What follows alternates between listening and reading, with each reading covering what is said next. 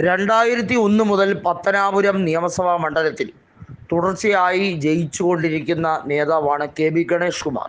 2001-ലും 2006-ലും 2011-ലും KB. Ganesh Kumar തന്നെയാണ് UDF ടിക്കറ്റിൽ നിന്ന് ജയിച്ചത്.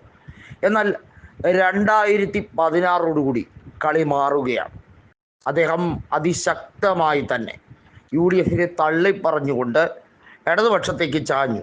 അതിന് അദ്ദേഹം പറയുന്ന മറുപടി എന്നത്, എന്നെ UDFുകാർ തള്ളിപ്പറഞ്ഞപ്പോൾ രാഷ്ട്രീയ അഭയം തന്നത് LDF മുന്നണിയാണ്, ഒരിക്കലും മരിച്ചാലും അവരെ മറക്കില്ല എന്നൊക്കെ വലിയ രീതിയിൽ ഗദ്ഗതകണ്ഠനായി നിയമസഭയിൽ പറയുന്ന ഒരു വേളയുണ്ടായിരുന്നു. എന്നാൽ വാസ്തവത്തിൽ എന്താണ്?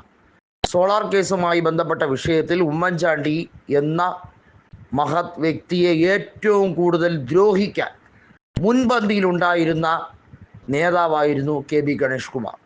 ഏറ്റവും വൃത്തികെട്ട രാഷ്ട്രീയം കളിച്ച് ഉമ്മൻചാണ്ടി എന്ന വ്യക്തിയെ കളങ്കിതനാക്കാൻ ഒരു ശ്രമം നടത്തിയ വ്യക്തി.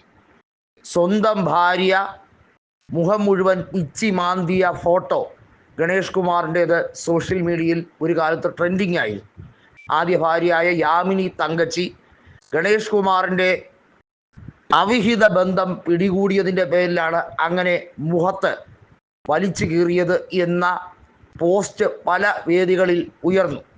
അതൊക്കെ ഗണേഷ് കുമാർ നിരസിക്കുമ്പോഴും അദ്ദേഹത്തിൻ്റെ ആ നിരസനയിൽ ഒരു ആത്മാർത്ഥതയില്ല എന്ന് പലരും പറഞ്ഞു. എന്നിട്ട് പോലും പത്തനാപുരത്തുകാർ അദ്ദേഹത്തിന് ജയിപ്പിക്കുന്നുണ്ടല്ലോ എന്ന വലിയ തോന്നൽ അദ്ദേഹത്തിനുളവായി. കഴിഞ്ഞ തവണ 14,000 വോട്ടിനാണ് ജയിച്ചതെങ്കിലും അദ്ദേഹത്തിൻ്റെ ഭൂരിപക്ഷം കുത്തനെ ഇടിക്കാൻ ജ്യോതികുമാർ ചാമക്കാല എന്ന കോൺഗ്രസ് നേതാവിന് കഴിഞ്ഞു. കോൺഗ്രസിൻ്റെ കോട്ടയാകാൻ പത്തനാപുരത്തിന് കഴിയും എന്ന തിരിച്ചറിവിലേക്ക് കാര്യങ്ങൾ പോവുകയാണ്. കാരണം അവിടെയുള്ള ഗ്രാമപഞ്ചായത്തുകളിൽ പലതും കോൺഗ്രസിൻ്റെ ആധിപത്യത്തിലേക്ക് പോകുന്ന ഒരു കാഴ്ച. അതൊരുപക്ഷെ പത്തനാപുരത്തുകാർ ഒരു മാറ്റം ആഗ്രഹിക്കുന്നു എന്ന തിരിച്ചറിയലിലേക്ക് വരികയാണ്.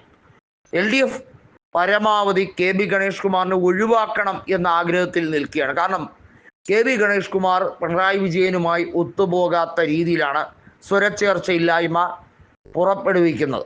അദ്ദേഹം ഗതാഗത മന്ത്രിയായിരിക്കെ അദ്ദേഹം നടത്തിയ പരിഷ്കാര നയങ്ങളൊന്നും തന്നെ പിണറായി വാസ്തവത്തിൽ അംഗീകരിക്കാൻ തൽപരനല്ല എന്ന് വ്യക്തമാണ്. മാത്രമല്ല NSSൻ്റെ നിലപാട് അത് പിണറായിക്ക് വിരുദ്ധമാണ് എന്ന് പിണറായി വിജയൻ തുടക്കം മുതൽ തന്നെ വ്യക്തമാക്കുന്ന സാഹചര്യമാണ്. വാസ്തവത്തിൽ NSSൻ്റെ നയങ്ങളെല്ലാം BJPക്ക് അനുകൂലമാണ്. സനാതന ധർമ്മം ഉൾപ്പെടെ ചാതുർവർണ്ണ്യം ഉൾപ്പെടെയുള്ള NSSൻ്റെ നയങ്ങളെല്ലാം BJPക്ക് അനുകൂലമാണ് എന്നൊക്കെയാണ് ശക്തമായി പിണറായി വിജയൻ പറയാൻ ശ്രമിക്കുന്നത്. ഗണേഷ് കുമാർ നായർ സംഘടനയുടെ ഒരു വലിയ നേതാവായതുകൊണ്ട് തന്നെ പിണറായി വിജയന് കൃത്യമായി അദ്ദേഹത്തിനോട് എതിർപ്പുണ്ട് പല കാര്യങ്ങളിലും. എന്നാൽ മുന്നണി മര്യാദ എന്ന രീതിയിലാണ് അദ്ദേഹത്തിന് മന്ത്രിസ്ഥാനം ഉൾപ്പെടെ കൊടുത്തത്. LDF നേരത്തെ തന്നെ പറഞ്ഞു വെച്ച കാര്യമാണ്. ഇത്തവണ ഗണേഷ് കുമാറിന് സീറ്റ് നൽകേണ്ടതില്ല, അദ്ദേഹത്തിന് LDFിൽ നിന്ന് പുറത്താക്കാൻ, കേരള കോൺഗ്രസ് ബിയെ പുറത്താക്കാൻ വേണ്ടിയുള്ള നീക്കം നടക്കുകയാണ്. അങ്ങനെ വന്നാൽ UDF എടുക്കില്ല, LDFിലും ഇല്ല.